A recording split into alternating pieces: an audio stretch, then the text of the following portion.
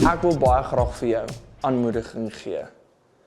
Het jy al ooit in jou lewe gevoel, joh, Here, kan hierdie omstandighede van my net verander? Kan U asseblief net ingryp? Kan U asseblief net hierdie omstandighede by my skool, by my werk, by my huis, met my finansies, wat ook al dit mag wees, net kom verander? Miskien het jy al soveel aande wegspandeer op jou knie, wat jy net die Here smeek, asseblief help my.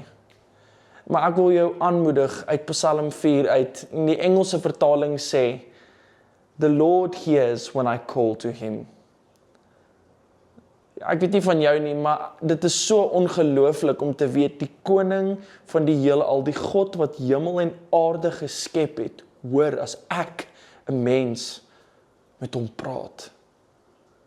Of dit nou vir jou voel, hy luister of nie, hy hoor jou. Of jy jou aanmoedig, hou aan sy aangesig soek, hou aan bid, hou aan die Here vra. Ons tyd is nie sy tyd nie. Ek glo met alles in my God weet beter. Wil jou aanmoedig, bly sterk, hou aan bid, die Here hoor jou. Jy moet 'n ongelooflike geseënde week verder hê.